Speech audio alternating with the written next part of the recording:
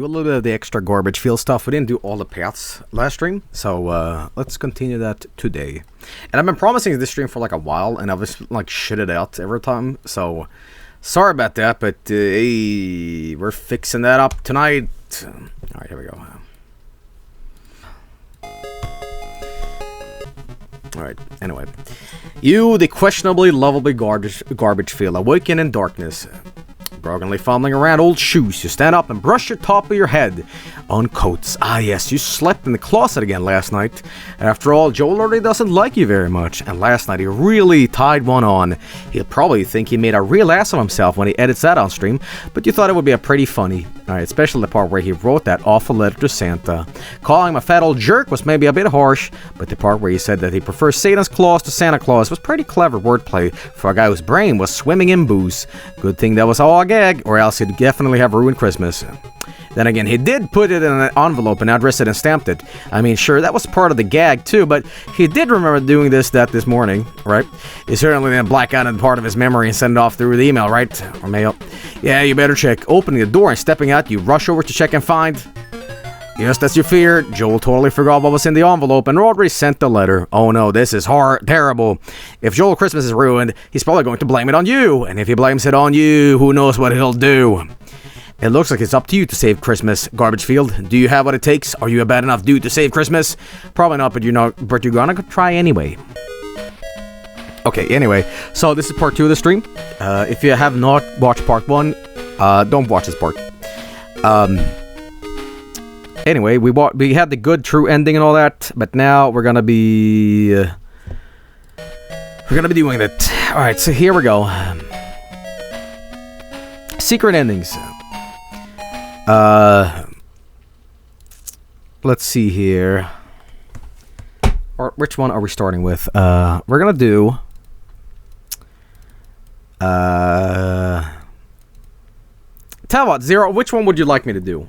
Actually, fuck that. We're just gonna do some random ones. Just gonna leave the apartment immediately, and we're gonna try. Let's stop at the North Pole. Let's try some of the places we haven't been yet.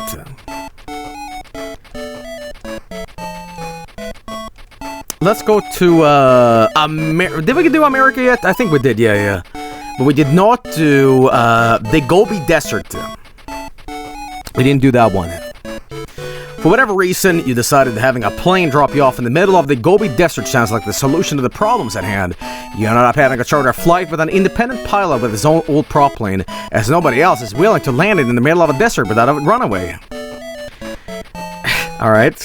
It simply takes forever for your pilot to get clearance to board his plane, which already doesn't inspire much confidence. When he finally does get up to pull up the terminal, it's quite a sight.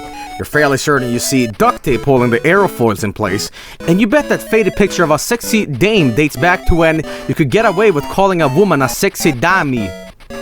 Hey there, little buddy, says the pilot to you as you board the plane. You ready to get the show on the road? You've actually never been less certain on anything in your entire life than you are right now, but you just kind of make a weird sort of laugh noise and nod at the man with the crazy twinkle in his eye. Great, that's great, haha, let's get this show on the road, baby. He throws his head back and laughs for an uncomfortable long time. You know, what's your name again? Gary Binkelfinkel? You didn't even know how to respond to that. No, that's right. Great at Garbo. Anyhow, Garbo, I like you. I like the cut of your jib and the way you wear your pants. Nobody's gonna mess with Garbo, no sir, he cackles again, despite you having no clue what's so funny. So you ready to get this show on the road? You quietly slink to your seat and just kind of close your eyes and hope he gets the idea. Right, I'm the pilot, gotta fly the plane. It's like I keep telling him at my last job, I'm marrying those ketchups as fast as I can. This is like above my head, I don't get it. He trails off as he steps into the cockpit, miraculously cutting this ridiculously pointless conversation short. The plane takes off with a sputter and a cough, and things don't really improve once you're in the air. It constantly smells like charcoal and remorse in the cabin, and a metal panel in the rear of the floor keeps rattling ominously, as though a creepy grandma is gonna burst through and remind you that you'll be dead by dawn.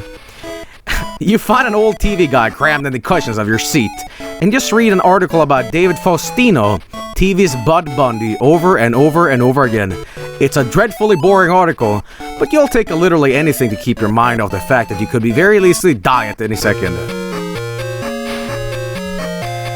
God, I hope this devolves into Paris-Dakar rally. Somehow, against all odds, the plane managed to touch down in one piece. You throw the cabin door open, leap out, and start kissing the sand. You're happier than all get out that you didn't crash into a ball of fire big enough to make a solid glass crater. The pilot pokes his head out of the cabin door after you. I didn't see you're a fan of sand. I see you're a fan of sand, he shouts. I too fancy myself a lover of the gritty stuff, ha ha ha ha. You almost forget about this nut job. Before it can wrangle you into another long, pointless cul-de-sac of rambling, you started to walk off in the opposite direction of him. Alright, you're gonna save Kwanzaa or whatever. Alright, well, I'm pretty sure taking you here was a terrible idea, and leaving you here will probably haunt me for years to come. But see you later, I guess. With that, he slams the cabin door. You stop and look back, watching as Daniel sputter and choke before finally firing up and whisking the pilot off and his rickety plane off into the wild blue yonder. Good riddance. That guy was horribly annoying, and that's coming from you, Garbagefield. Anyhow, better get to, whatever hell is it that you decided to come here for? Which way should we go? Oh man, chat. It's a little too loud, Joel? Okay, hang on. There we go. Probably should save, actually. Alright. North. You know, on your way over here, you saw something real interesting. Haha, just kidding, it was more sand. Go north. You stare across the vast, burning expanse of the desert, thinking about how insignificant you are by comparison. You are to life as a single grain of sand is to this fiery plain. Go north. Go north. This part of the desert more or less looks like the rest of it, except with more sand. Oh, you know, maybe about the same amount. I don't know, it's hard to measure, something like that. Go north. I guess not. Go east. All this sand reminds me of that bit from that crappy movie with Hayden Christensen. You know, that one where he's all, I hate sand. It's gritty, it's coarse, it gets everywhere. You think it was called The Whiny Man Who Hated Sand.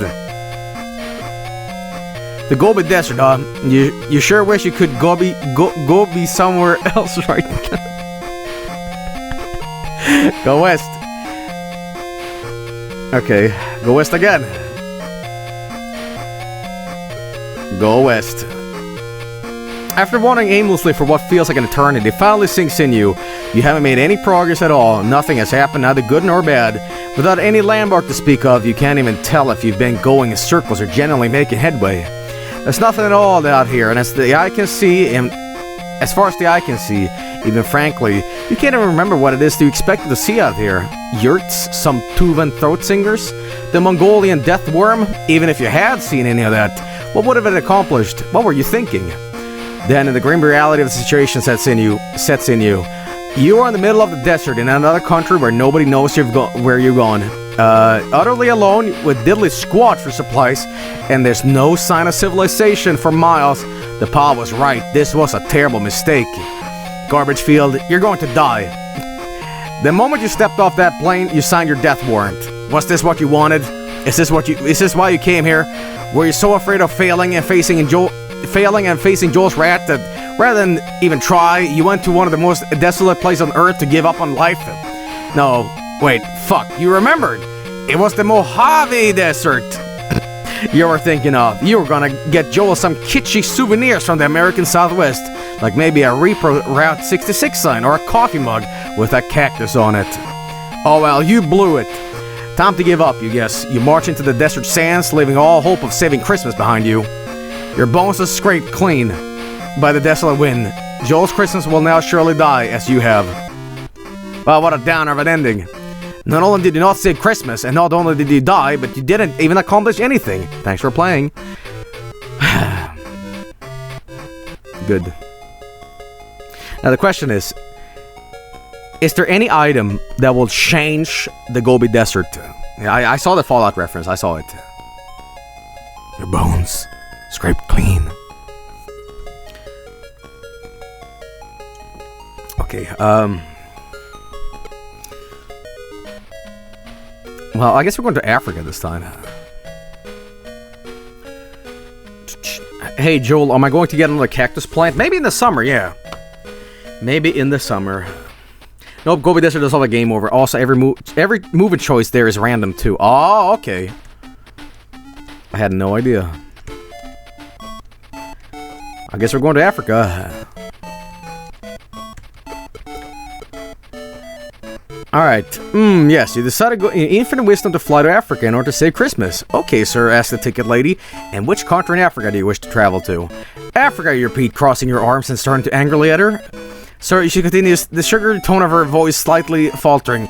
You do realize that Africa is a continent rich in history and cultural diversity, don't you? They say Egypt is quite different from, say, Nigeria, which is in terms of different from, I say I just want to go to Africa, you growl once more. Just give me a ticket to Africa and call it a day.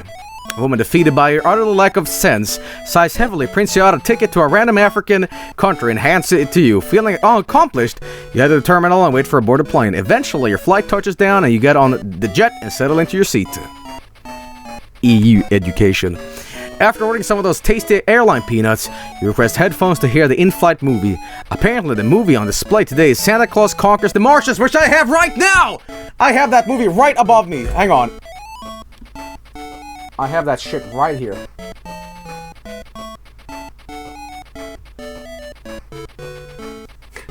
Didn't expect me to go for 10 like that, did you? No. There we go. I have that movie right here. Santa Claus Conquers the Martians in space blazing color. And you want to know the plot behind this movie? Martians upset that their children have become obsessed with TV shows from Earth, which extol the virtues of Santa Claus. Starts an expedition to Earth to kidnap the one and only Santa. While on Earth, they kidnap 2 lively children and lead a group of Martians to the North Pole and Santa. The Martians then take Santa and the 2 children back to Earth to Mars with them. Voldar, a particularly grumpy Martian, attempts to do away with the chip, blah blah blah blah blah blah. Is it the movie with Satan in it? Or am I thinking something else? No, I think I'm thinking of a different movie, am I? That's Santa Claus 1959.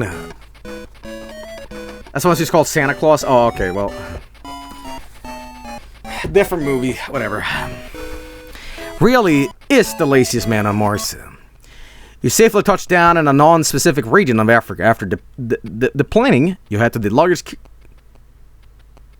You didn't do Africa by total, did you? Oof. You had a large carousel, and then after realizing you didn't bring any, leave it to the airport. Stepping out onto the African plains, you... Wait, oh no. It's that song what turned into a meme. Cheese it, let's get out of here before it's too late.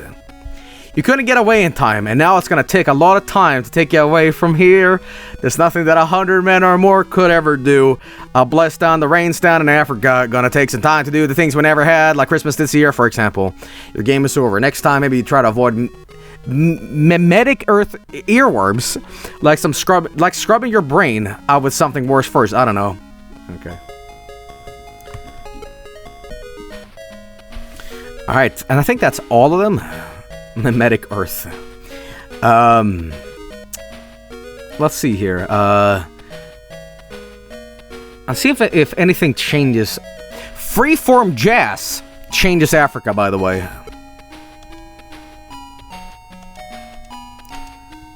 There we go, Freeform Jazz. Fuck, I love the Freeform Jazz joke here. Okay. Yeah. Yeah.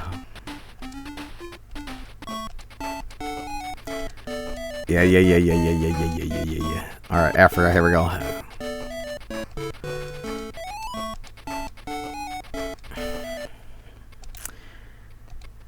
Wait, oh no. Fortunately for you, you are prepared for just a happenstance. Haven't listened to that soothing freeform jazz earlier. Africa by Total can't worm its way into your head. With your brain protected, you can safely explore. Well, right. Wandering the plains for a while, you stumble upon a large rock formation that looks oddly familiar. You're not sure why, with what you've never been to Africa before.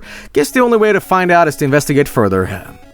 Getting closer, your sense of deja vu intensifies. You know you've seen this place before. And stranger still, you think you hear music? It's unmistakable music, coming from the very top of the rock. Wait a minute. You know what this is? It's the one thing that one thing even freeform jazz can't defeat.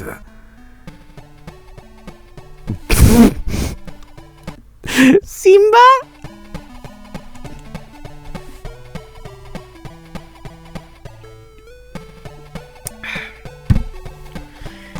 You stumble upon Pride Rock, and who should be here but the Lion King himself, Simba. He's twerking up and storm to his #1 jam. The melody is infectious. You can feel it taking hold of you even as you speak.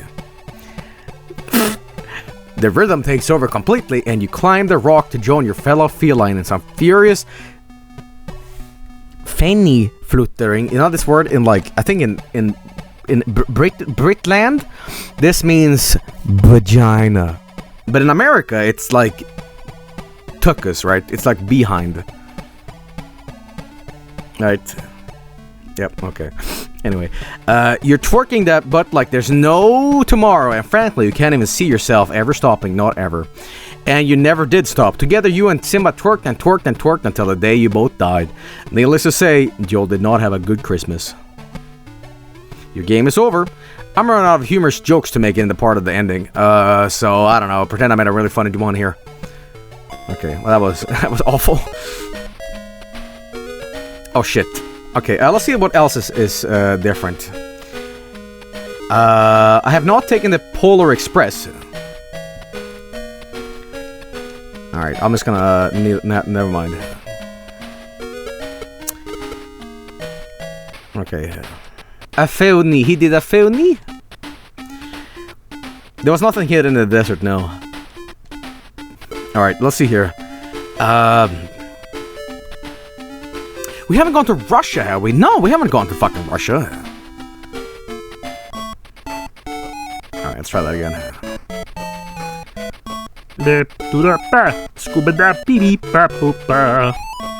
You know, Joe's always joking about Russia with his hits and his cheeky breekies and whatnot, so why not surprise him with a nice gift from Russia?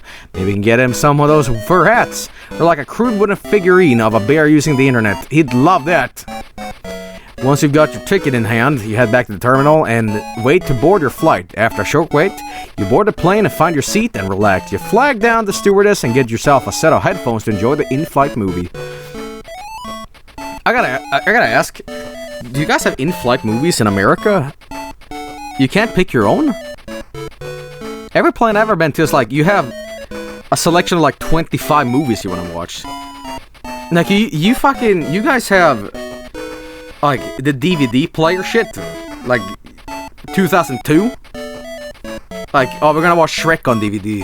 And everybody's gonna join on the bus. Like, what? Damn, guys. Today's movie turns out to be Mr. Magoo Christmas Carol.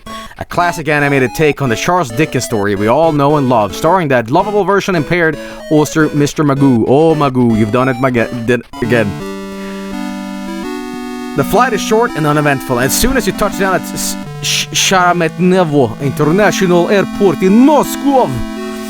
I'm turning on the volume before my eardrums. Okay, after the planing, you detour to the airport gift shop and look around for some of those darling wooden nesting dolls. And step out of the airport into the brisk Russian air and take a look around. I've been to Russia before. I've been to Russia. No, the airport. It's scary, man. Like, I don't think I've ever seen, like, AK-47s in real life, but the fuckers were walking around with them. I'm like, bleh. You should say when you get the choices here? Okay. Well, let's see here. There's a tall, creepy man smiling at you from the shadows, beckoning you to approach him, which definitely seems like something you should do while traveling alone to a foreign country nearby. You see a construction site that looks ripe for shenanigans. If neither of those appeal to you, you can also just go sightseeing. Let's save. Approach shadowy figure, enter construction site, or go sightseeing.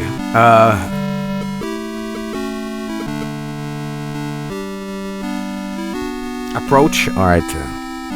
Going against not only your better judgment, but also the very uneasy feeling in your guts, you decide to walk over to the strange man standing in the shadows. He seems quite excited as you approach him. Alright, as you get closer, you begin to make out some troubling details about the man's appearance. The wild-eyed, unshaven man is missing some teeth and is dressed in a ratty trench coat, underneath which you see many worrying lumps. There's a large button on his lapel, daring you to ask him about Clad, whatever that is. Unfortunately, before you can change your mind and walk back to the way you came, he makes direct eye contact and stares jabbering at you. Greetings, Amerikanski tourist. You want good deal? Crazy Ivan here is good deal. Time for Christmas in US of A. You like John Wayne? Huh? Cowboy Crazy Ivan's unique merchandise makes for greatest holiday gifts. He throws open his trench coat, revealing that the lumps you thought were... who knows what they were actually. Oh, video game cartridges. Oh, this changes things. Crazy Ivan is selling the kind of goods that Joel would love to get this Christmas. Guys, we're gonna do another save here. Buy video games or ask about blood. Buy it? Alright. You ask Crazy Ivan to have a look at his selection of quality video game cartridges. After all, that's what you came here for, right? To get something nice for Joel? What better gift for your streamer pal than some cool video games? With a nod, Crazy Ivan leans in closer to you. See, you can better examine the many cart clatterings about in the lining of his shabby coat. It's a kind gesture, but his body heat is making you uncomfortable. And at this range, you can really smell the borscht of his breath. Looking closer, you find that most of these are for something called a dandy, which you don't think Joel's got. However, further investigation reveals that he has some lovely Sega tapes. And wow, look at the titles he's got here. It's all the latest games, which is really crazy considering you thought they'd stop making those back in like 98. He's got everything from Call of Duty to Diablo to Tony Hawk's Pro Skater 2. This is great! With so many options, it'll be hard to pick which one to get. But you think you'll manage, carefully browsing his selection with... You come across a cartridge with a rather odd and interesting label. For starters, it looks like it's Texas and Chinese. How strange. You think about getting it, but when you reach for it, Ivan grabs it and raises an eyebrow. Oh, what the heck, he says. Looking the cart up and down. I wouldn't buy this one if I were you, cowboy. Somehow if I get this cheap Chinese bootleg mixed in with my good quality inventory of Sega games. You'll have to speak with my supplier about this. Oh, phew. Good thing he caught you. He caught that. He wouldn't have wanted to get Joel some kind of crappy bootleg game. Thankfully, the rest of his selection seems to be on the up and up, so you browse through and eventually make your selection. The trench-coated salesman seems infinitely pleased that he's made a sale, and even goes so far to offer you a gift to gift wrap it. His gift wrap appears to be dirty old newspapers, so you politely decline. Having quickly solved the problem of Joel's ruined Christmas, you stick to the gift in your inventory and rush straight back into the airport and head back home. Boy, you can't wait to see the look on his face when he sees this bad boy. Greenback morning. Oh, what the fuck, growls Joel, staring at an empty space below Christmas tree. Frustration, where the hell are my presents? Oh, I nearly forgot, you shout, hopping off the couch and scurrying into the closet to retrieve your precious gift. Santa might not have brought you anything, but I got you something real special. Great, Joel mumbles, rolling his eyes. Is this gonna be as good as the seashell you gave me last year? With the office supplies hot glued to it? No, this one I think you're really gonna like. Come on, open it up. After handing the gift to him, you can barely contain your excitement. You just can't wait to see his face light up when he takes a gander at what you got him, apparently still expecting the worst. He rather unceremoniously tears the paper off it in one go and tosses it off the side. Once he glances down at it, however, his face does, in fact, light up. Holy shit, dude, he says, staring at the cartridge while stifling his laughter so hard that his tears are rolling down his face. Where the fuck did you get this? Super King Atomic and Shrimp. From a skeevy Russian man in a smelly trench coat. Why? Garbagefield, he says, kneeling down and placing a hand on your shoulder. This is just about the second or third best gift I've ever gotten. Fuck, man, I'm gonna play this right now. And true to his word, Joel rummages through his stuff looking for the Sega Mega Drive he grabbed a while back when he was planning on getting some of the bootleg games he's streaming in real life. After a little bit of search, he pulls it out of the bottom of the box and rushes it over to the TV, quickly setting it to play. He slots the game in and turns it on. As he begins to play, something about it begins to feel oddly familiar. But that can't be right, can it?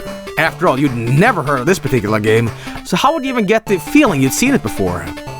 Then it hits you. The music. Oh god, the music. heard it before. You know exactly where you've heard it before. This is one of those games. But Crazy Ivan said this stuff was quality merchandise. He said it was all on the level. Did he lie to me? He seemed so trustworthy, though, with the stinky coat and the matted hair and the missing teeth, and how he was hawking his goods out from the inside of a coat from the shadow outside the airport, and well, now that you think about it, it kinda does seem sketchy, huh?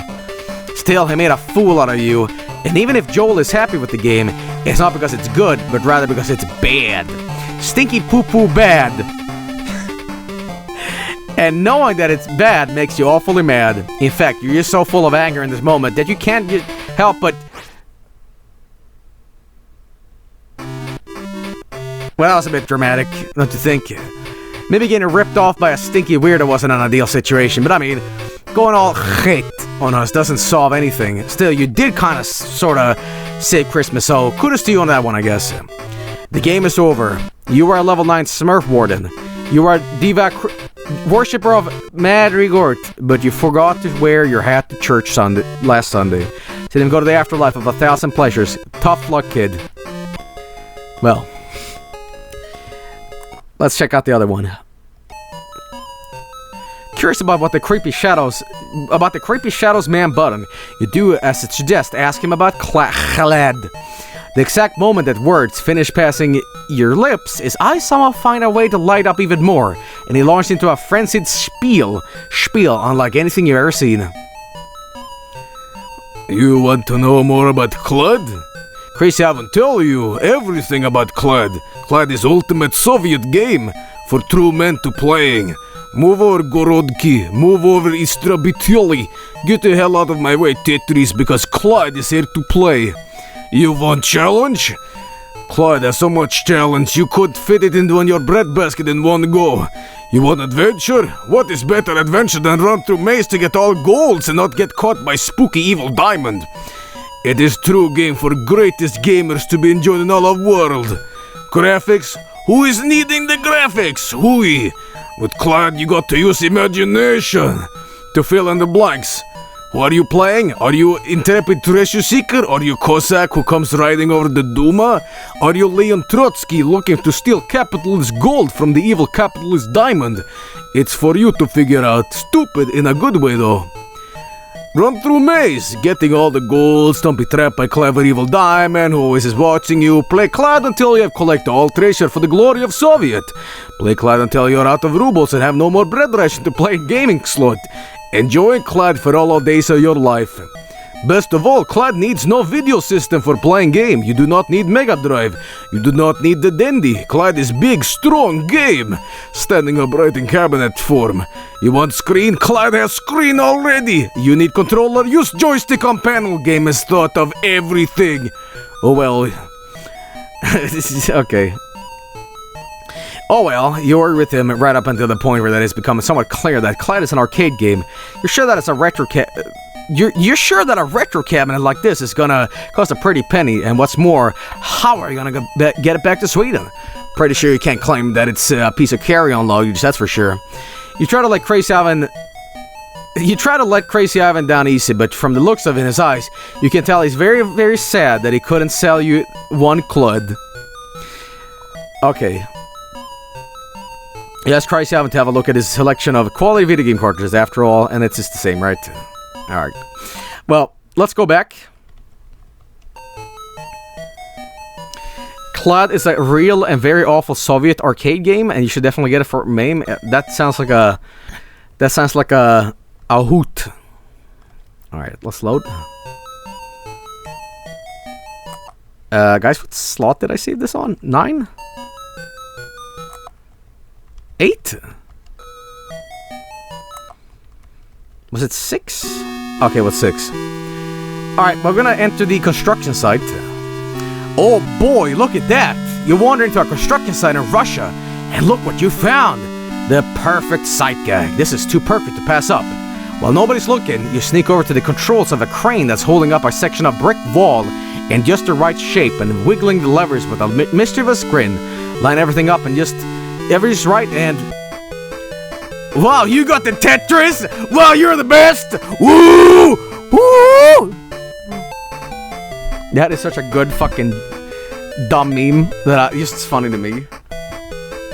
Suddenly, the site foreman rushes out of the mobile office and stares at your handiwork in a decidedly unhappy way. His side smacked loudly against the side of his face. Suka blöd! Look at this, it's an absolute disaster! You didn't think it was this big of a deal, right? I mean, it's Russia, right? This is just a thing they do. The structural damage here is just immeasurable. We're going to have to rebuild most of this from scratch, and we just don't have the budget for that. I guess those homeless orphans with the sick puppies are just going to have to wait another year or two for us to be done building their new home. Congratulations, Garbagefield. Not only did you not save Christmas for Joe, you've actively ruined for a bunch of Russian orphans. And for what? A cheap laugh? You're the absolute worst. I hope you feel terrible. You may have begun detectors, but unfortunately, this is a choose-your-own adventure, and those generally don't progress by the way of clearing rows of blocks. Better luck next time, chump. Shit. Alright. Go sightseeing. Well, nothing in the immediate area seems like it'll be any of particular use to your quest, so you decide to take a stroll and go sightseeing. Maybe you can stop by Red Square, swing by the Kremlin, or maybe even look at Lenin's mummified corpse. However, at the first crossroads you come to, disaster strikes. Just as you set foot on the pavement, one of those insane Russian drivers you always see on dashcam footage blows through you an intersection and what slams it right into you. What a terrible, terrible accident. Or was it? Well, Garbagefield, it looks like you become just another speed bump on the highway of life. But hey, at least you probably scored the splatter bonus.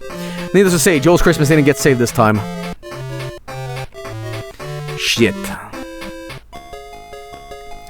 Okay, let's see if Russia is different if you get some items. Because that seems like... Hang on, I guess we have to ask Zero Diamond if he's in jet. Remind him later. North Pole. I think Russia's done.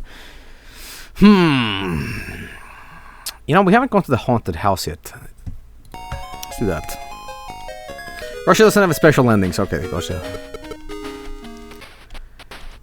And to get to the haunted house, it was magic, right? Haunted house, there we go. Of course, the old haunted house on the hill just outside of town. What better place to go in search of magic than a shuttered old home, supposedly crawling with all manners of phantoms, specters, and assorted ghosts. After a quick oh my god, is that fucking...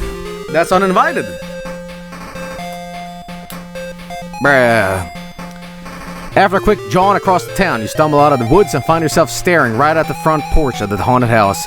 It's a daunting old building with rattling shutters and boarded up windows. Even your strayer could see something passing the windows upstairs. But whatever, a little bit of dry rot and a flaking paint isn't enough to scare you off, especially not when you're on such an important mission. You've got a holiday to save. Mustering all of your courage, you grab the doorknob with a purpose and it kind of just jiggles a little bit. It's locked. Oh well, nothing a little bit of brute force can't fix. You back up a few steps, lean your shoulder out, and slam yourself into the door, like you're trying to knock coins out of it.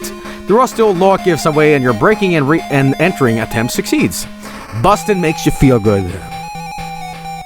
Having successfully broken in, you find yourself standing in the front hallway on the haunted house. It's a rather unremarkable room, but it is connected to several points of interest. To your left, you can see into the kitchen. To your right, you can see a library. Directly in front of you is a stairway leading up, and a door that you'd assume leads towards the basement. Oh shit. Alright. Suggestion? I'm gonna tell you right now, Haunted House is actually has gameplay with puzzle solving. Check my email for areas you should sure to save in. Oh, okay. Oh man. Oh lord. Oh my god. Bruh. Oh my god. Okay, this is kind of like where the real game begins, because this is a huge walkthrough. Okay, I'll tell you. I'll ask you. Is there any item that is needed for me to what do you call it? For me to beat this.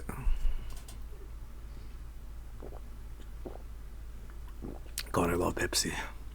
Seriously, this sounds ridiculous, but at some point, like, I only live to drink Pepsi, you know? Like, what is a day without Pepsi? It's a hollow day, you know?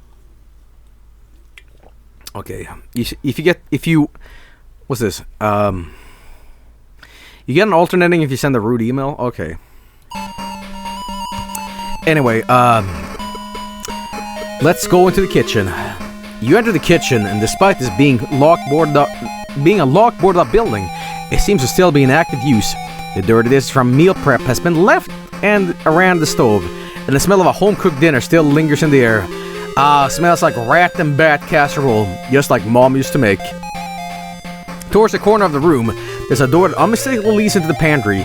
Beyond the doorway, just ahead of you, you can hear a quiet conversation and the clinking of silverware against dishes, indicating it must be the dining room.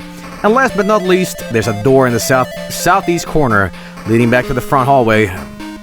Oh man, look in the fridge. Taking a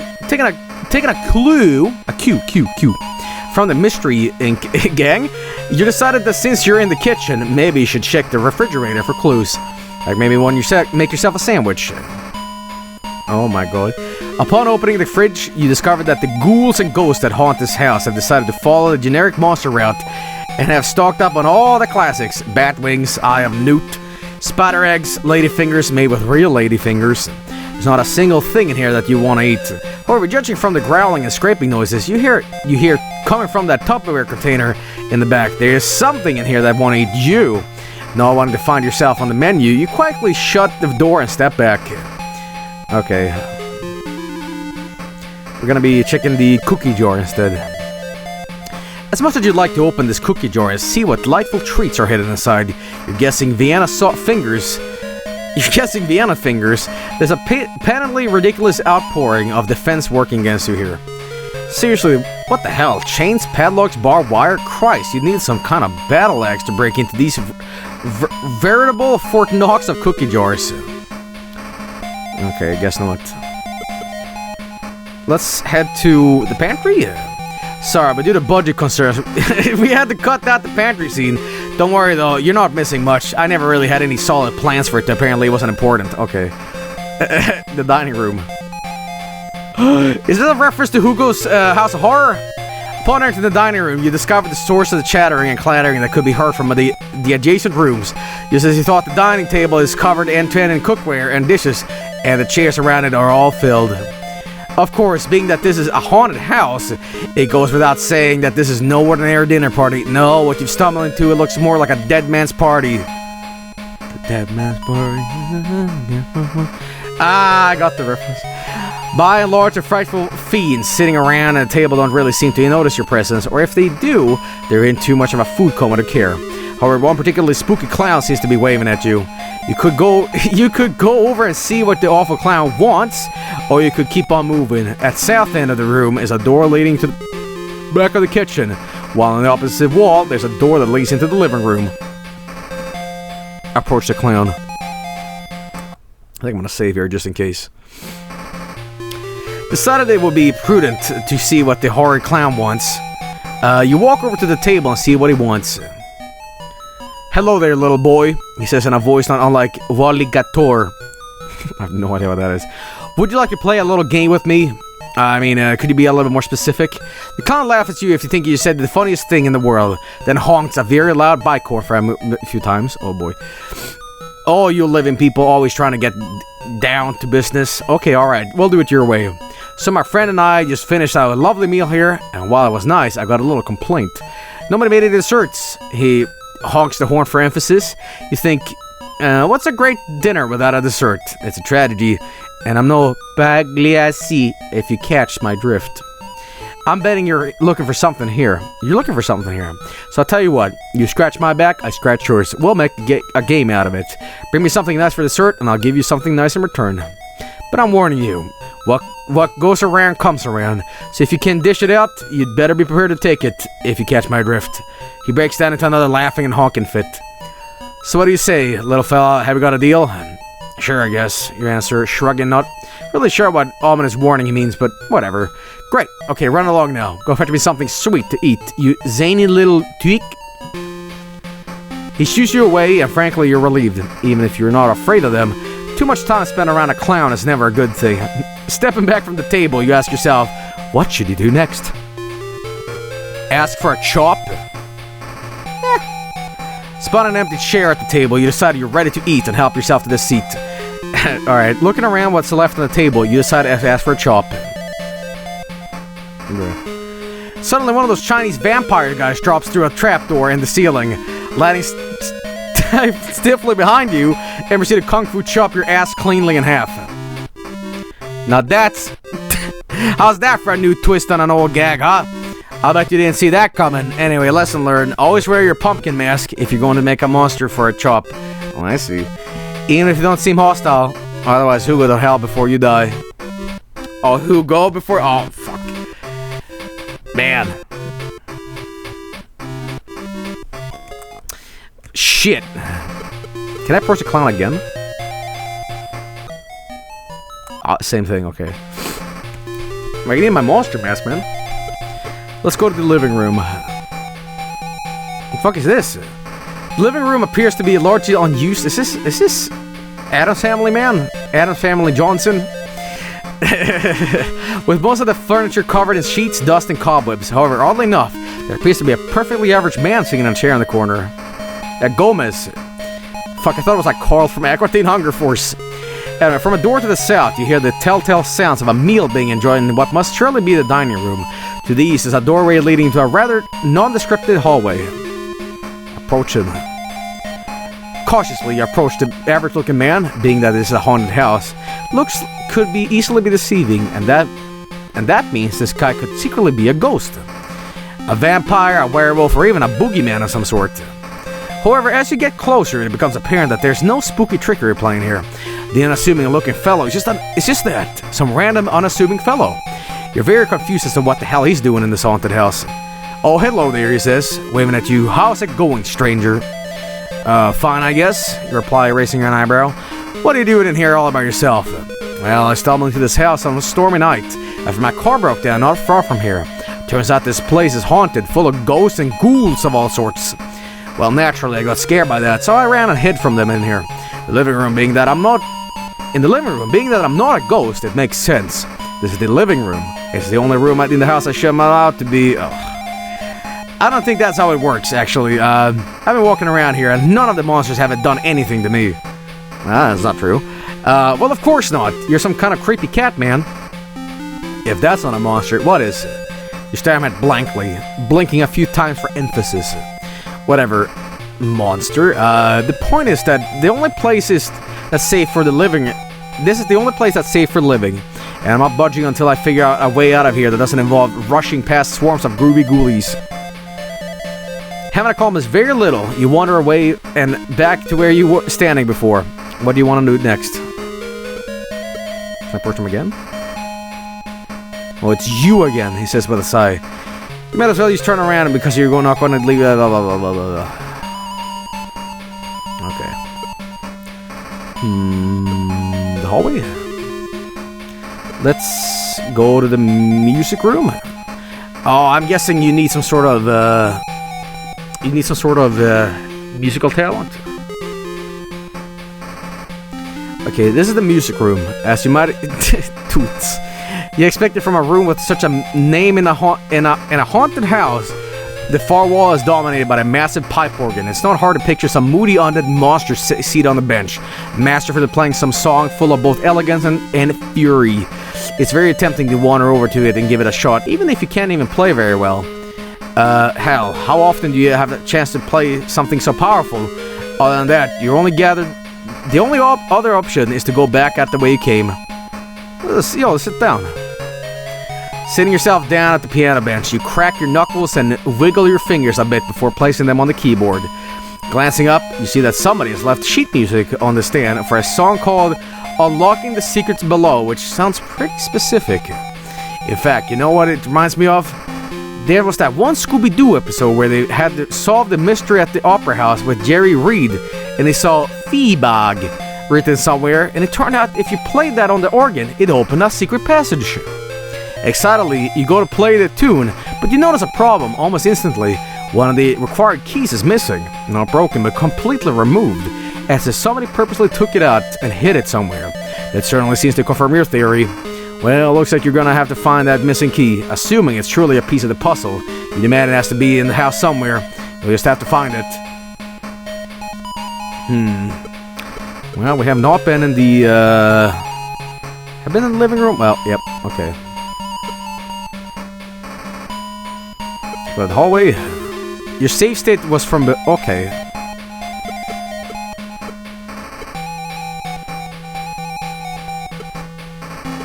Dining room.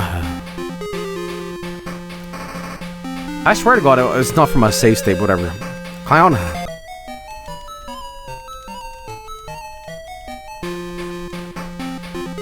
Alright.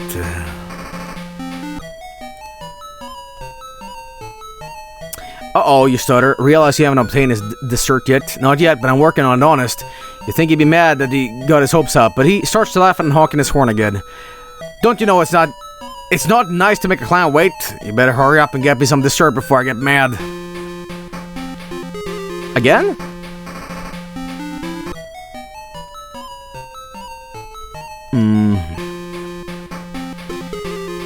Alright. I haven't been in the basement yet, right? Oh, we can bake a pie! Hang on. That awful clown promised he'd reward you if you brought him a dessert, so it looks like you've got some baking to do. Peeking at the ingredients available to you in the pantry, you decide a pie would be the best way to go about things. Say before baking the pie? Alright. Or there are several different options available to you for fiddling. What kind of pie are you going to bake, Garbagefield?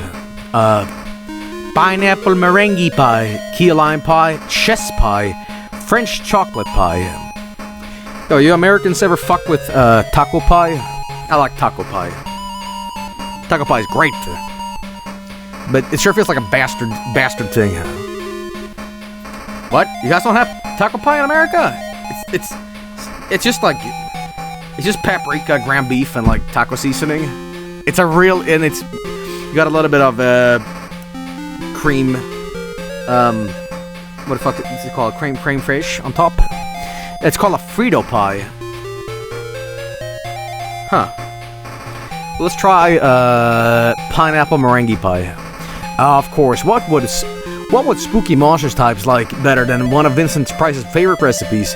With that in mind, you gather the ingredients and get to work. Later. You bake a pineapple meringue pie. Now that you baked a nice dessert, what would you like to do? I guess we're going back.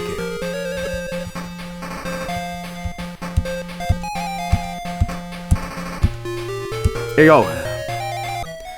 Oh, goody, oh boy. I can see by the look in your eye that you brought some dessert, and it's some kind of pie. That's weird. It hasn't left the seat since you agreed to get him dessert. How the hell does he know what he made you a pie? Well, come on, he says, beckoning you to give him the pie. Let me have it. Let me see what you brought me. Carefully pulling out one of the inventory, you place the pineapple meringue pie on the table in front of the clown.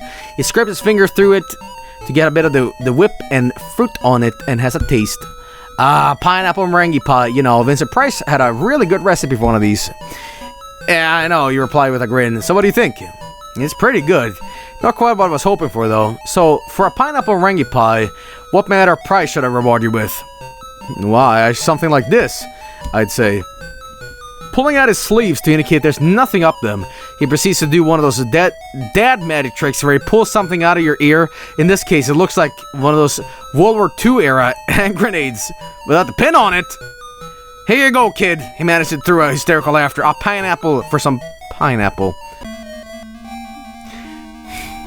Before you can try to get away, he crams the grenade into your mouth with incredible force.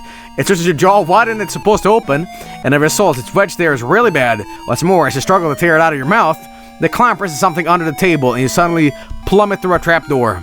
The last thing that goes through your head before you die is an explosion full of shrapnel. Huh.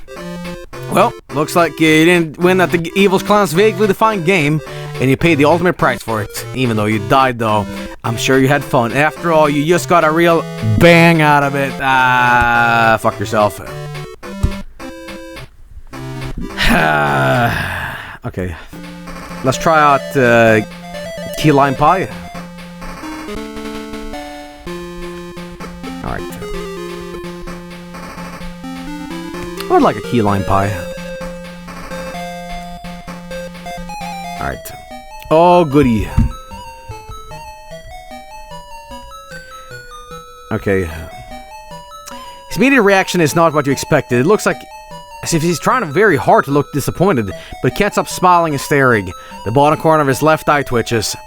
Well, you did it, he mutters with excitement gone from his voice. It's exactly what I wanted. A lovely, delicious key lime pie. That awful clown reaches into his pocket and withdraws a large old-fashioned key. Looks like kind of would unlock a large old-fashioned padlock. He hands it to you, his hand shaking. Here's your reward, you earned it. Carefully grab it from them, expecting at the very least one of those comical electrical busters to get you out of something, but surprisingly, there's no tricks involved. Huh. Tell you what. Alternate save. Let's go back here and see what the other ones do. Chess pie. Okay, I don't even know what a chess pie is. What is a chess pie? I took that very literally, like I took...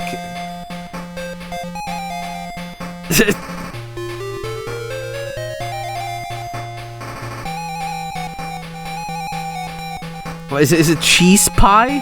Chess pie? How did you Google this? It told you, but you skipped the text? Oh, really? Oh, mom, I'm an idiot. Chess pie sounds like a great idea, save for one big problem. You don't actually know what a chess pie is. Oh... You're assuming he doesn't have, like, actual chess pieces of it. Oh, fuck, this game is, like, above my head, then. Thankfully, there's a can of pre-made chess pie filling in the pantry, so you don't really have to know. With that in mind, you gather the ingredients and get to work. Okay. Well, that makes a lot more sense. Alright.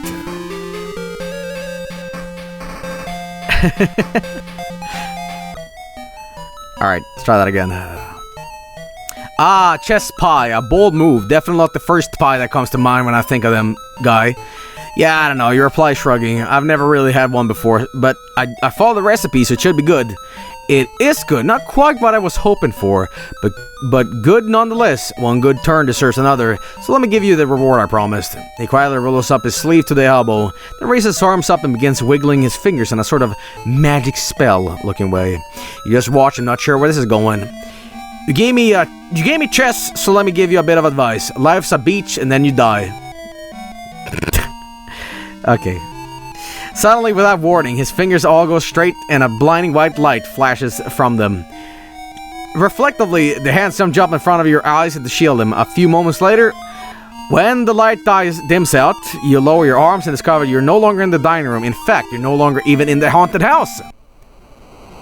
Bruh. You're now sitting on a cold, rocky beach that seems to be stretched out forever as far as you can see. Stranger still, directly before you lies a chessboard, and seated at the other side is a stark white man clad in robes as black as midnight. I like that it's a little bit of butt on his head. I have been waiting for you a long time, the robed figure says after what feels like an eternity. Where am I? On the shores of an endless sea, deep and dark of the suffering the lowest of mortals men endure in the course of their lives. Okay, who are you? I am Death. Long have I been by your side, Garbagefield. This is the first time I ever met you? It is the first time I ever revealed myself as such. But it's not the first time we have met. For every ceiling skull you've touched, for every super shotgun blast to your face, for every fool mistake you've made in this adventure, I have been there. If you're Death, why were you sitting here with this chessboard? You're on by my rules. Every time you fall, you simply rise up again, like the phoenix from the ashes. It vexes me that I cannot keep you, so this will be your punishment. Wait, what's this about? What's this about me coming back from the dead? I don't remember this. I don't think I remember this. I think I remember this. This will be your punishment. Death continues ignoring your confusion. If I cannot have you, you will stay here and play the game until you can play no more. Oh god, what? You have to play chess? You didn't even know the rules, and even if you did, you didn't even have the head for this kind of thing. This really is punishment. not wanting to stick around for this. You try to get up and scurry away, but you're unable to move. You're firmly shackled in place. Looks like there's no way out of this except through. True to his word, Death made you stay and play chess with him over and over and over again. What felt like an eternity. All the while forcing you to have deep philosophical discussion about faith in the face of utter despair, the nature of life and death, and all that futility of all. And when the cartoon cat opened the 7th seal, there was a game over music on the Master System about the space of a minute or two. But as always, his life will begin anew if none of this ever happened. Maybe this time he'll save Christmas, but I doubt it. Damn deep. Alright, French chocolate pie. Ah, yes, of course. Why not class up the joint with one of those creamy, delicious French chocolate pies? Give that baby some whipped cream and chocolate shavings on top, and that's good eating. With that in mind, you gather ingredients and get to work. I have seen 7th Seal, yes, but I saw it in the original version because it's a Swedish movie.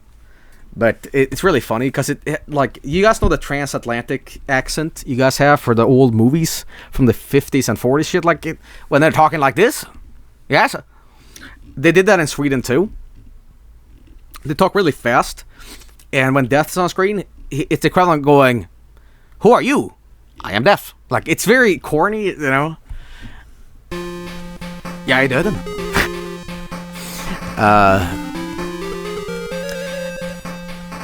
Anyway, here we go. You place his French chocolate pie on the table in front of the clown. He scrapes his fingers through it, get a bit of the cream and chocolate and taste it. Delightful, simply delightful. Not quite what I'd hoped for, but a lovely French chocolate pie nonetheless. Well, thank you say, dealing with the cognitive dissonance. You know, that word has a lot of different meaning these days. I'm not going to say why, but, you know. It's the first thing I ever Googled. Like, what the fuck are you guys memeing about? Oh, cognitive dissonance. You know. Anyway, but being unable to smile at a horror clown, I did my best. Anyway, it's certainly tasty, that's for sure. For a delicious treat that the taste so sweet. What reward should I give you? He rubs his, I don't know, he doesn't really have much of a chin. Really, his head's kind of like a gross, wrinkling thumb sticking out of a top of his torso. He rubs the area where a normal, non-rich person would have a chin. After just a moment, he snaps his fingers and points in the air. Of course, a French pie deserves the French treatment. Is it a fucking guillotine or some shit like that? The repulsive clown crackles his knuckles and waves his fingers about as if it was casting a magical spell, and then snaps his fingers. You think this wouldn't do anything, but inexplicably it did. Oh, I fucking called it! Unfortunately, the clown's magic has done something that, frankly, you wouldn't call it a reward. Your hands now bound behind your back, knocked off balance by the sudden teleportation. You stumble forward and slam your neck into a wooden arch. As you struggle to get back to your feet, you hear something above you clunk loudly, following by the sound of metal scrapings on metal at a high speed. If you didn't realize what was happening before, you certainly do now. Panic floats your mind as you struggle in vain to get back on your feet. Try as you might to escape. The guillotine's blade is one step ahead, and now you've lost yours. As your head comes loose in agonizing pain, you spend your last few moments looking at your own body. Gosh, were you really that fat? The asshole clown didn't really define the rules of this little game very well, but now that you've been beheaded, it fucking figures, doesn't it? Whatever the case, next time a monster wants dessert, you should let him bake cake. Okay.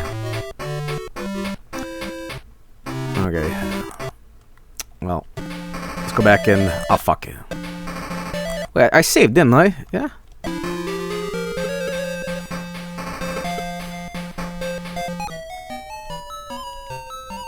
Well, he already gave me the key, right? Yeah.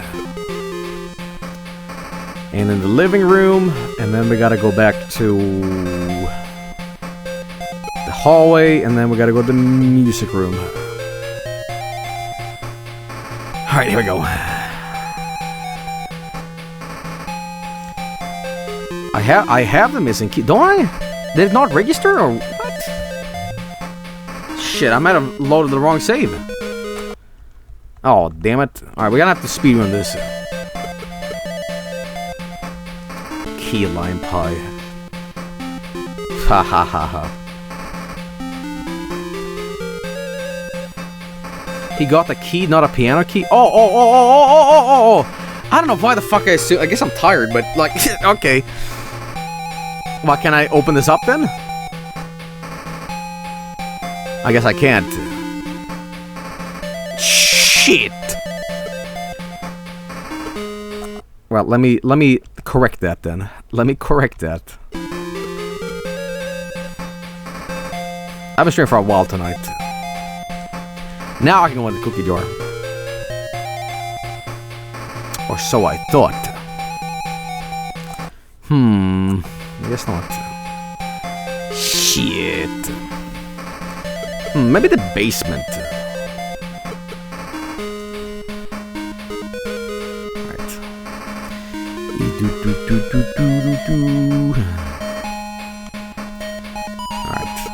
Alright. No. And we gotta go.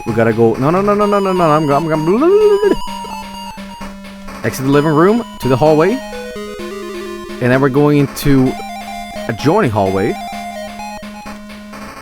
And oh fuck, I haven't been here yet. The bathroom? Uh-oh, that looks dangerous. Though as you might expect to find some truly horrific sights in a haunted house bathroom, I'll leave exactly what kind of your imagination. I'll leave exactly what kinds to your imagination. This is actually a pretty clean and neat bathroom. If it weren't for the mummy in the bathtub, you might be able to mistake this for just another run-of-the-mill bathroom. There's soap in the sink, plenty of paper in the stock, not even any hair on the drain. While you're in here, you can poke around and see if you can find anything useful. After all, you might never know what you might find in the medicine cabinet or beneath the sink. That's pretty much it. Honestly, the only exit is back the way you came and into the hallway. Use toilet. No, absolutely not.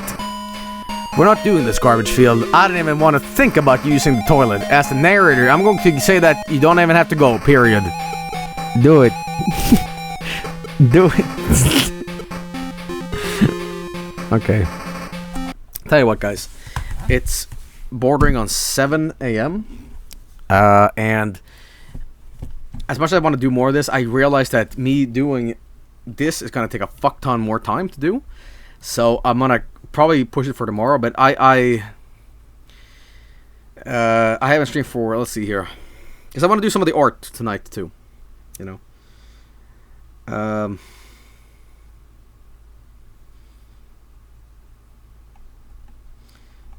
Let us see here. Stream for 5 hours. So tell what, I know it's Sarah Diamond's like, oh come on fucker, like you're gonna play just an hour of Garbagefield tonight. Well, at least see the game over you just got yourself. Oh, okay, let me do that then. Gee, that's rather peculiar under the sink. You found nothing but drain cleaner. I mean, seriously, nothing but drain cleaner. Just bottles after bottles of the stuff. I mean, sure, it's best to be prepared in case something gets clogged up in the plumbing, but this is absolutely ridiculous. What kind of unhinged lunatic needs this much drainer cleaner? For some strange reason, you suddenly regret asking that last question. Before you can even turn around to see what the hair on the back of your neck just stood up on end, a fire axe leaps into your head, shattering the skull and killing you instantly. It then pulls out and slams back into several more times just to make sure. The madman giggles hysterically at the sign of his handiwork, pausing for a moment to look around for any witnesses, and decided the mummy in the tub doesn't count, continues giggling. There are many memorable monsters throughout the history of horror gaming. Nemesis, Pyramid Head, Biggie Smalls, the dark servants from Amnesia, but no one can compare to the unrelenting terror that is Don Gordon, an asshole photographer in a fishing vest. Sadly, you didn't win this game, but at least this isn't actually Phantasmagoria. The puzzle design in this haunted house is kind of dumb, but at least you don't have to hit a button on a figurine to turn it into a letter opener to use it as chisel from bricks from the wall of a fireplace. Ah, fuck you, Roberta Williams. Okay. Amazing. Well, more Garbagefield tomorrow, hopefully. Monday stream, but yep. Anyway, I'll be right back to show the art, so sit tight, and you know it. Be right back. We're gonna do today's sort. There's a bit of backlog of art, but I'm gonna go in reverse order, all right? But I'm gonna catch up on everything, so you know, don't worry. I have it in the folder. Mav did this. Hey, Joel, I really like the song Speed Metal Spooker from your new Skeleton Metal album. It inspired me to draw this. Your shrieking vocals kind of remind me of Racer. Oh, yeah, it's kind of intentional. So this is slightly based on their Evil Invaders album cover. Oh, that's great. That's great. I love that. I love that album. I love that album. I love this art. That's great. Evil Invaders. It's pretty good. There's a joke on Skeleton Metal, and I don't think anybody got the fucking joke. It's in Open Your Coffin. The first lyric is like, the clock is 666. And like, I think that joke is so stupid. Like, either nobody refuses to acknowledge it, or like, it went over people's heads. Like, it's like such an obvious fucking joke, and I don't think nobody really got it. 666. Great stuff. Great stuff. It wasn't that funny. Okay, that's why. Mezzanine did this. It's Vargfriend and Little Snowman. That's great. That's lovely. It's getting even colder in Sweden, man. It's like January and February is the coldest months, not December. And I've actually been so cold, I've actually been sleeping with my clothes on. Like, I slept in a hoodie. That's how cold it is. Because, like, my heating in my apartment sucks. So I put a t-shirt on, and I sleep in a hoodie with the hoodie over my head. Like, I freeze. I freeze, man. But it's pretty funny. But anyway, that's great. Great stuff. Really like the use of shading colors here. Very, very cool. Love the art style. Love the art style. Very badass. Probably the crappy windows, to be honest. Yeah, probably, yeah. Super cool. Kyrie did this. Hey, look at that Vargshroom. It's pretty damn nice. I like the eyes. Very nice. Hell yeah, it looks really nice. I like thick outlines like that. It's very hard to like say what I like about this style, but I used to like lines like that. You know, I don't know. It's just nice, very nice looking. I don't like thin lines. I don't like thin lines very much. When it's like super like, you know, tiny. I guess it's some sort of like old cartoon style. I don't know what it is, but striking. Yeah. But that's awesome. I love the shading, the coloring, and yeah, just about anything. Everything in this image is fantastic. So great job. Thank you so much. Really like that. Really very, very cool job. From Ziki Muffin. Yo, it's a Varg friend in the wild. It's him, boys. That's great. He's a needlefelted. That's what it is. Man, he's ready for some shit. Dude, when I first saw this image, I thought he was like standing on oatmeal, like he was standing on a bunch of oats. But I think it's more the texture of wherever you put him down on. He's raiding a pantry full of cereal, you know. That's great. That is great. Very, very cool. Very cool. Badass job, shit. That is lovely. That is lovely. You know, if I had a P.O. box, and for years I said like, yo, I'm gonna get a P.O. box, but it doesn't work like that in Sweden. You know, if I live in America, I could open a P.O. box, but it's like it doesn't really fucking work like that. And I wish people could send me things, but I'm very like reluctant to like be like, yo, send me this in the mail, because you know, I'm not all about that. But you know, if there's a simpler way.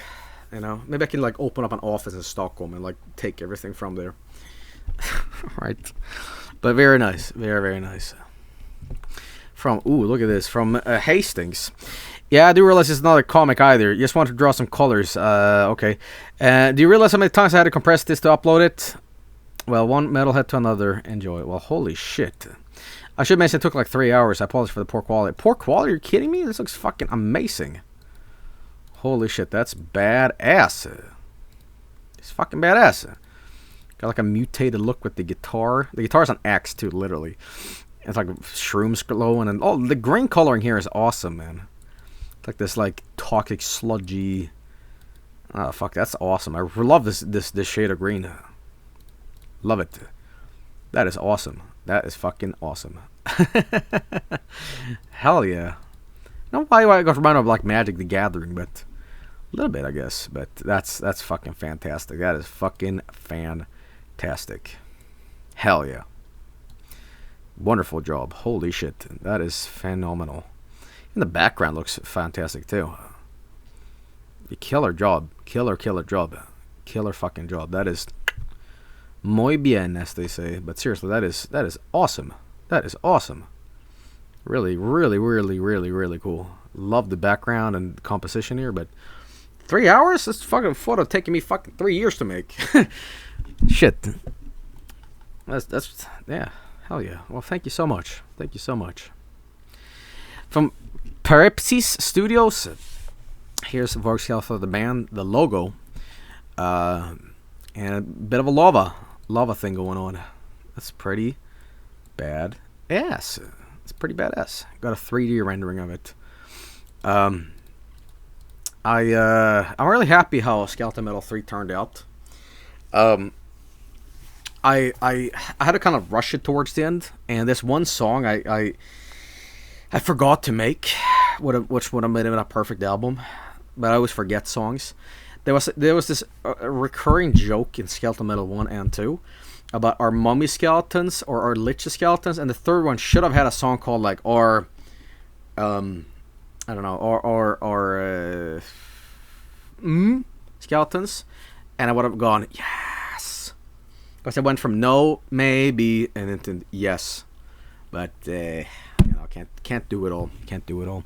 Maybe on the reissue, right? That's awesome. But yeah, thank you so much for people that have like bought my music and stuff like that. I know, like, you know, there was Scythe Lord and there was Vargskelethor at the end of the year, so there was a lot of art from me. But I'm really happy when it came out. It's kind of funny actually, because if you listen to Skeleton Metal 2, it's just a fucking, the mixing of it is so bad. Like, you can't fucking hear shit on that album. Like, the bass is non-existent. Like, let's compare the mixing job I did from Skeleton Metal 2 to 3. It's like day and fucking night, man. Let's mix, or let's take a listen to the mix of Skeleton Metal 2 and then into 3. It's abysmal, man. Check this out.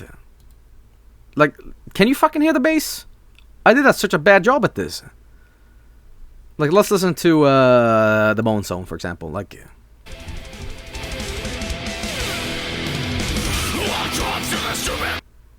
you can't fucking hear anything there. Hang on.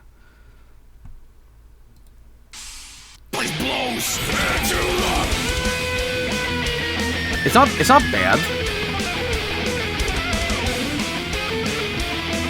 It's almost like Justice for All.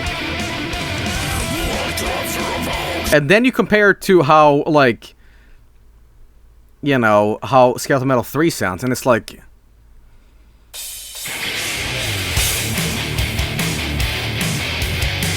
day and fucking, well, night and day, I would say.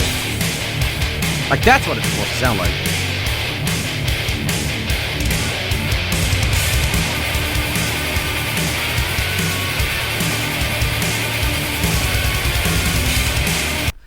Anyway, music talk. But yeah, once again, thank you guys for supporting Skeleton Metal and Vargskelethor. There's also Scythe Lord stuff if you want to support my more serious music. But yeah, shit, man. Thanks for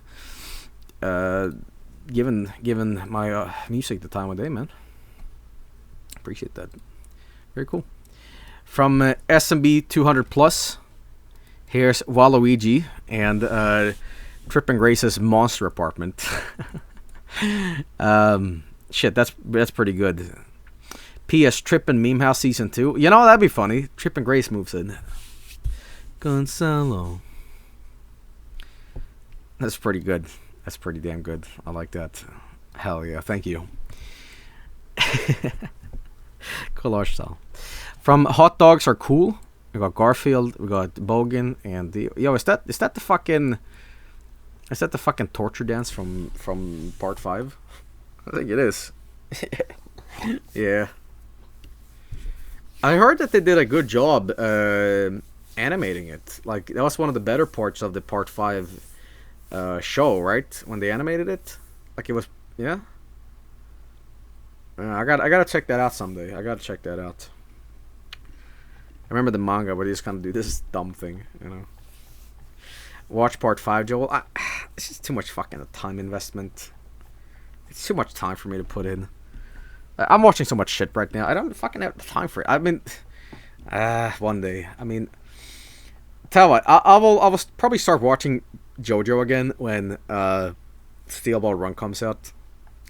Because Part 5 or Part 6, I'm not so hot about. Steel Ball Run, though, you know, I don't know. Part 5 is like a worse Part 3. Part 5 is like Part 3 and Part 4 mixed together. It's like they're in the same place, Italy, but they're also like doing, you know, stand of the week shit, you know. But I don't know. I in my opinion, the best JoJo parts is like Battle Tendency, Steel Ball Run, and Diamond is Unbreakable. It's like my top 3. I mean, it changes. But yeah. I don't know. Now I'm just talking JoJo. Anyway, great art. Madeline getting fucked up. That's great. That is great. I love it. Great shit. From Hyper Mega, here is Lanky Trip. The Trip in lanky arms in the Physaur corruption, so I made him... Trip had lanky arms in Physaur corruption, so I made him somewhat spooky. It was a little spooky. That's pretty good. Thank you. Nightmares. Flannel Feline. Hey, Vinebooru, I painted this crap in Made the Bang? After watching a bunch of Joel's oddly funny streams. Anyways, Joel, if you see this and show this off, thank you so much. I appreciate you and the amazing community, and I hope you have a good day, night, evening, non-Earth time. Man, I really need some sleep, dude. That's fucking cool. Damn, looks really nice. I had to Google Medibang because I realized like, oh fuck, I'm gonna get some shit now. Because I thought like, oh, maybe Medibang is some sort of like hospital care. Like, oh, I had really my gut burst and I was put on Medibang, and I'm like, did I just acknowledge something? And people are gonna be like, you insensitive fuckface. And I'm like, I don't know. But then I'm like, oh, Medibang is like a program. So I'm like, oh. Whew. Okay. You never know, man. You never know. It's like, I'm afraid of just acknowledging things on stream. Like, sometimes when you guys make a funny joke, and it's like, you watch that hentai too, Joel? I'm like, no. What the fuck? And like, well, Joel confirmed Medibang fan. I'm like, fuck, what? Like, it's like fucking, you know, it's like a verbal minefield. You need to fucking, like, watch yourself out there, you know? It's ridiculous at times, but that looks really nice. Thank you. From, here we go. Coins for Cats. Stop! No!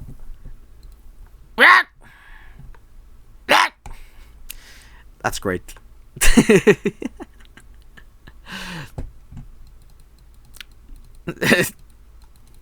Who's my favorite hentai artist? You know, my favorite hentai artist? I would say Metallica. You know, when they come out on stage, listen, comes flying. You know, they go into Master Puppets. Let me tell you something. Cum is coming out. Darkness imprisoning me. Give me fuel, give me fire, dabba dooba dibba doobop. Alright. Very nice art. From Phantom the Mate.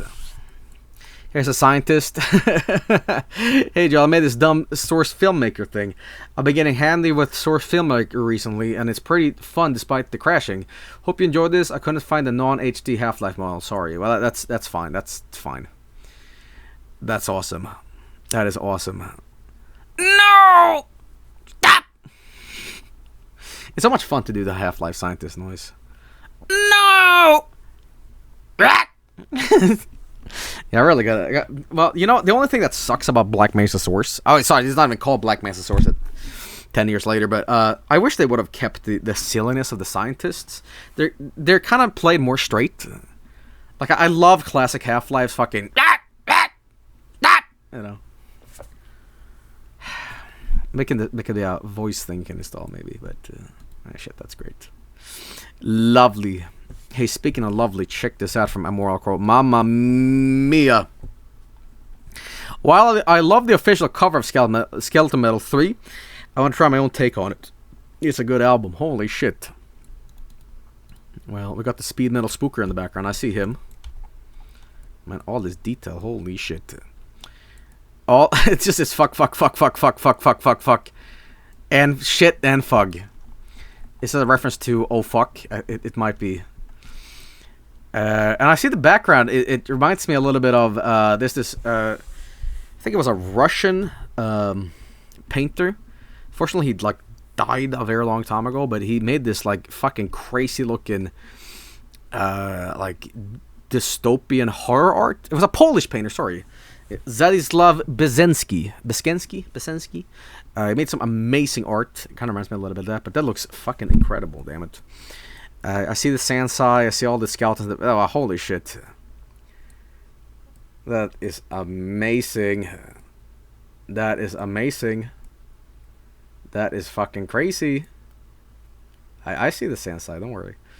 We got like evil skeleton pope here. I guess it's the Church of Skeletons, yeah. This is lovely. I chose to not ask anyone for the album art for Skeleton Metal 3 because I felt it was really cheap. I felt it was really cheap to just be like, I did that for Skeleton Metal 2, but that was more like a competition. If I just said to people, hey, make me a cover, I would have been like, no, I'll fucking do it. So Skeleton Metal 3, I made the cover for it. What I did though, I underplayed it in a funny way. I drew a little skeleton man in MS Paint, and then I made him into like a metal thing in Photoshop, and I like made it all like dirty and grungy and shit like that. So, you know, but I wanted to keep it kind of you know, like you know, looks okay for what I could accomplish. But this looks way better. You know, I'm not gonna lie. This looks incredible. This looks fucking amazing. If I ever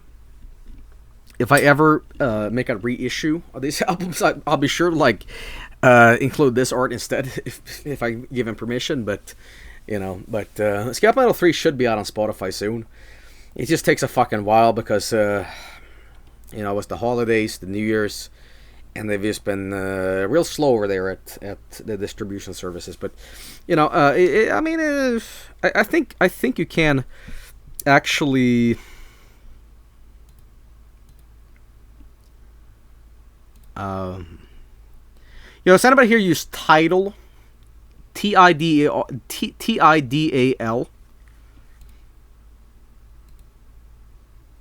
Somebody here use Tidal? Okay, well it's on Tidal right now. If you use Tidal, not Lidl. Tidal. I don't know what it is. I just know that some people listen to that platform, so I was like, I'll put it there, you know. How will Joel avoid copyright on Spotify? Well, there's nothing copyrighted on the music. It's just, I can't do the Andrew Gold song, Spooky Scare Skeletons. I thought that guy was like a meme lord, but it turns out that guy had like a career in the 70s making pop music. And I'm like, oh, he passed away like 30 years ago. The guy who made Spooky Scary Skeletons. Like, whoa, I didn't even know. So, shit. But he has a copyright on that song, and people are pretty stingy with it. Yeah, I just chose to omit it from Spotify and just keep it on Bandcamp because copyright is fucking annoying. And I'll tell you a story about copyright. So The band Target, the band who made Mission to the Andes, I wanted to keep this cover for Spotify, and I contacted everyone to find where the fuck are these Belgian dudes these days. Target was a thrash metal band from the 80s and disbanded 30 years ago, and I wanted to, I wanted to distribute our cover on Spotify and all that. The thing, though, is they were all saying to me, you can't do this. I'm like, why not? And I'm like, well, you need permission for the artist. I'm like, dude, look up the original on YouTube. It has like 1,000 views. And I bet these Belgian thrashers, they don't give a fuck about this 30. They're probably like old dudes that don't care about, they were making these thrash metal songs when they were like, just out of their teens. They don't give a fuck, But due to copyright, it doesn't work like that. So, I could have done this two ways. I could have either done it the real, responsible, adult way of, no, we can't do this for legal reasons. Or I could have done what every other metal band does. They don't give a fuck and they claim it's their own composition, which I thought was a little shady to do, even though it's a band nobody's ever heard of. I thought, no. So if you want to hear that bonus song, I guess Bandcamp would be it. But for Spotify, we're just going to put Asclepius on there, so. Bleh, bleh, bleh, bleh. But anyway, not to detract from the art here, because it's fucking amazing. And if I could, I would have used this for the album cover instead than my shit. But maybe for the reissue, who knows? Just fucking incredible. I'm gonna put this in stretched widescreen, which is not how that is supposed to be viewed, but just so you can take all the details in here, because it's just fucking crazy how good this looks.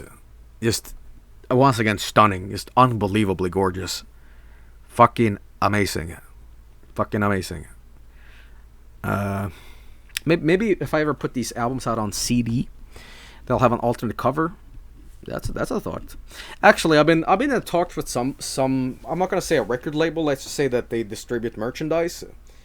And I've been thinking of putting all the songs on Skeleton Metal plus bonuses on a CD and then selling them. It'll be like Skeleton Metal the trilogy, or the and then it would have like custom artwork. That's only that might be an idea. But I feel like, it's like listening to the same songs again. I would remaster the songs though for CD though. I would like redo it on, I would redo the bass on Skeleton Metal too, because I was never happy how little it sounded and stuff like that. So yeah, who knows? But but once again, incredible artwork. Amorcro knocked it out the park. This is fantastic. So once again, holy shit, fantastic. Shiny Pikachu Kenshin did this. It just works. Wow, it's me again. Don't have much to say about this time, but hope you like this creepy thing I did. Wallpaper and transparent version. The wallpaper version? Alright. Okay, so I do have one thing. I noticed you're doing art that's appeared today during the stream. Are you doing the art that was posted since the award streams at a later date? I posted something. Yeah, I saw an incredible Bulk Bogan picture that I haven't shown today. So like Bulk Bogan I'm gonna show that like at some point. But it's just a lot to go through tonight, and I haven't been streaming a couple of days, so But there you go, nightmares. And from Flame Chocobo, problem Garbagefield, dude. This is. See, you can't tell anymore if like 2010 memery is ironic or not. Like, you know what I mean? Like shit, that either it's like sincere, like haha troll face, or it's like haha troll face. Like it's like what layer of irony is this on? It's like post-law, It's like you can never tell if you're in good company or not, or like if everybody's like not memeing. They're just kind of like hee hee, That's pretty good though. Post irony. I'll tell you what really fucking tickles me like the right way. I love like outdated shit memes that have aged like milk, and I use them in my normal like verbal terminology, and like I use it so much that I forget how utterly shitposty my way of talking is. Like somebody the other day called me out and said, "What the fuck are you saying?" Because I would say like, "Oh, dude, that's fucking hella Gangnam Style, man." And they're like, "What? Like what the fuck? Oh, that ain't hella gamer. What the fuck? Like, like what? What are you saying?" Like you just like garbage terminology that it's just like, what the fuck, man? Are you on crack? Ooh, that's fucking hella poppin' Gangnam Style, man. What? Like my vocabulary has since like is degraded. Oh shit! Here comes Pac-Man. Yo, smoke crack. No, Pac-Man, drugs are bad. Whatever, pussies. Whoa. Anyway, that's the art for today. Hope you all enjoyed it. It was fun doing Jerma. It was fun doing Half-Life Legend of Kleiner. And it was fun doing the little extra thing here at the end. So there's that. We'll be back tomorrow with more regular streaming. I want to get back to Fist of the North Star because that I know you guys, all two of you in chat right now are like, yo, what the fuck? Including Shenmue 3. So Shenmue 3, Phantasmagoria 2, and Fist of the North Star. The trifecta of games people hate. But I don't give a fuck, so, you know. Problems, Garbagefield. But we're going to do that soon. And I want to do at least a couple more Banjo-Kazooie streams because I had a lot of fun streaming that. But you know, a lot of weird shit coming up too. I want to start season 3 of Dwarf Fortress soon, and I want to do the charity incentive. I could not get to it tonight, but the charity incentive is Granddad cartridge legitimately played. Which I own, which I'll be doing soon. It just takes a lot to me, and like you guys know me, I the least amount of effort for me. I've inherited a really bad trait from my dad because, like, our parents define how we act in certain situations. My dad has this awful trait where he will let everyone know how much effort he's putting into things verbally. Let's say he's going over to pick something up because I told him to do so. He goes,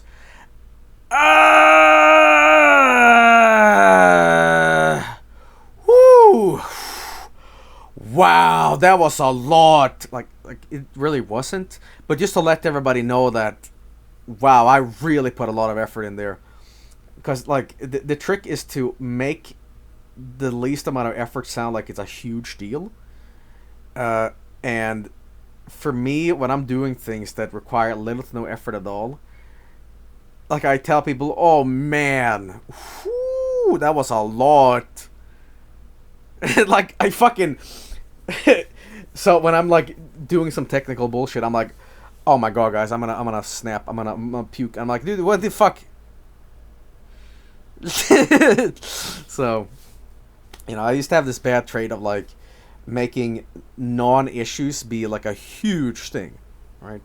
So when I'm talking like you know, I want to set something up like let's say I want to stream the cartridge stuff with the Granddad fan games. Not fan games, sorry, I already did that. The actual Granddad game. I need this bootleg Famiclone, right? I need to, well, truth to be told, I'll let you guys decide if this is worth breaking a sweat over or not. All right. So what I would need to do, right, is do this.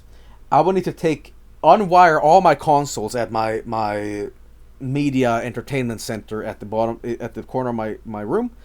I would need to unwire everything, unwire my FrameMeister, unwire my capture card and splitters, and I would need to take my FrameMeister, take it on my desk, take the Famiclone, rewire the power supply so there's power into it. I would then need to convert the signal on the FrameMeister so it's compatible with HDMI. The HDMI would then go into FrameMeister. Then I would need to resplit it so the capture card, my XSplit AverMedia thing would receive the signal from the FrameMeister And now that I've done that, I would also need then to split the cables into two outputs, one the capture card and one on my second monitor. Now that I've done that, all I gotta do now really is just put on the cartridge. But then I also, at top of that, need to find controllers for this piece of shit. And at the same time, I would also need a lot of Pepsi, because that was a lot.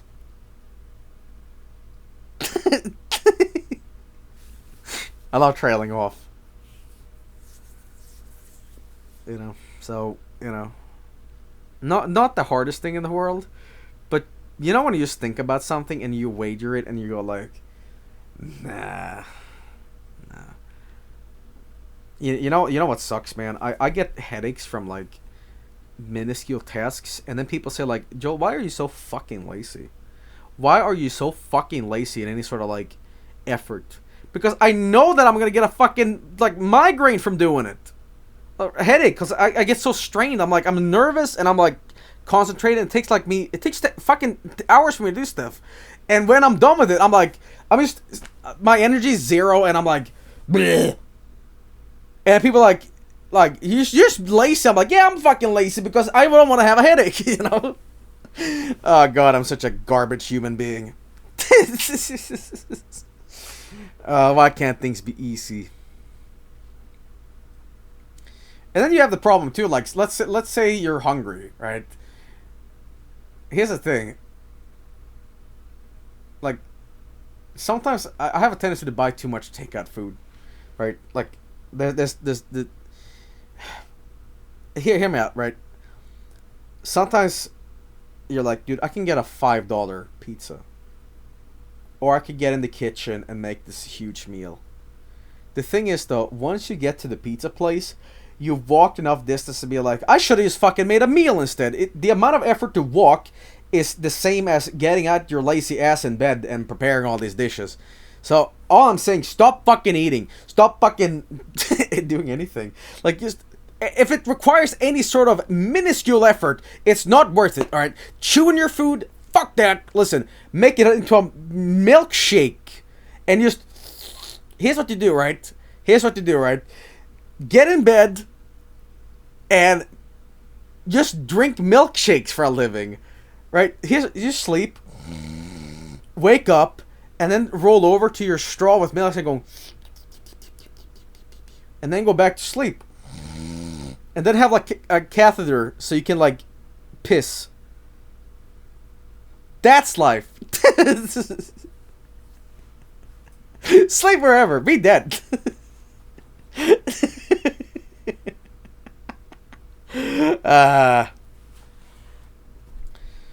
know. Yeah, on a side note though, you know when you just have to do things and you go into like, not fight or flight instinct, it's called, what the fuck is it called? It's called like I guess it's do or die. Like, you know when you have this like surplus of adrenaline you didn't know you had? Like, for example, right? Your apartment is a big fucking mess. And you never clean your fucking apartment. It's stuff big fucking... It looks like a nuclear test site. There's fucking like socks on the floor. The dishes are dirty. Shit like that. And then you get a phone call of your parents or whatever saying, hey, we're coming over 20 minutes, by the way. We have a surprise for you. We have a gift for you. And immediately you're like, oh, nice, cool. You go click. And you're like, fuck! And you immediately like just go like, oh, fuck, we gotta kill this quick. And then they're at the door and like, hey, Joel, we brought you a gift. And you're like, oh, you're so exhausted. Why? No, nothing. I you know. And you didn't know you had that adrenaline, because otherwise you're like, fuck it. Bam, bam, bam, bam, bam, bam, bam, bam. You know. You just wipe it all under the bed. I don't know. That's how you get like insects and shit. So I want to recommend that. But anyway, I've been talking for too fucking long. You all stay safe tonight. Thank you for watching the Germa stream, the Half-Life stuff, and Garbagefield. We'll be back tomorrow with more stuff. Yeah, best of 2019 coming out very shortly. I opted in for a really really shit joke this year for best of guest. Like, the best of guest this year is an anti-joke. And I know you guys are going to be like, that's it? Like, it feels like there's a punchline at the video's ending. But there really isn't. Like, it's just like a cop-out. Like, oh, what the fuck, man? Like, but you'll have to just see. Anyway, I'll see you around. Tip of the day is... tip of the day is... Have you ever ran out of deodorant, right? And you're like, oh shit, what do I do? Raw onion. Raw onion. You just take that in your pits and just rub it.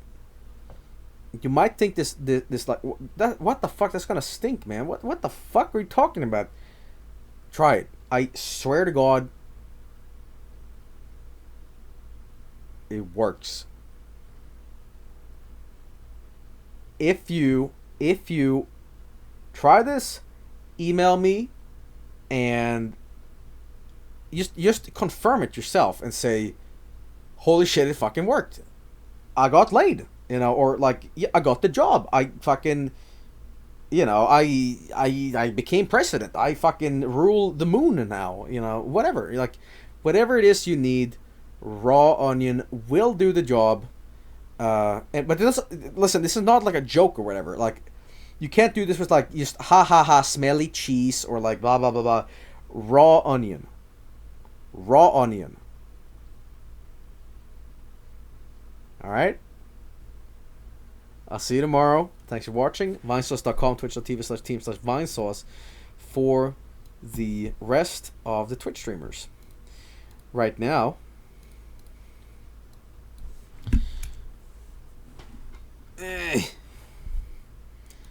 who's live? Fuck do you mean doubt? Who is live on Twitch? Frank said something to me and I burst out in uncontrollable laughter, and he didn't understand why it was so funny. Like, he was just passing some comment, and like we were saying like, yo, check out my channel, and like, check me out at Twitch. And it was either him or me, I can't remember. And I said like, yo, check me out on Twitch. I'm bitch gaming 69 420 or something like that. And like, it wasn't funny, but then like, I was taking a shower yesterday, and I'm like, in my head I just heard bitch gaming 69. Like, what the fuck did that come from? Bitch gaming. Yo, I want to rename my stream in 2020 to bitch gaming. Yo, welcome back to bitch gaming 69. You know, it's bitch gaming. I'm gonna change to dumb bitch gaming 69. Yo, check out bitch game, dumb bitch game. Oh fuck. Okay, well, Vinny's live. He's playing Half-Life. We got Dire, we're playing Jump King, and then we got Fred streaming. I'm gonna host Direboar, I guess. Alright, but check out Vinny. He's really funny. And he's playing some Half-Life. Check out Direboar, which I'm gonna host. He's playing Jump King. It's a challenging game. And then got Fred. He's playing Link's Awakening. It might be a fun little adventure to watch. So, yeah. Yep. Beep, beep, beep, beep, beep, beep, beep, beep, beep, beep, beep. Anyway, I'll stream too fucking long. See you around. Thanks for watching, and peace out. Y'all take care. See ya.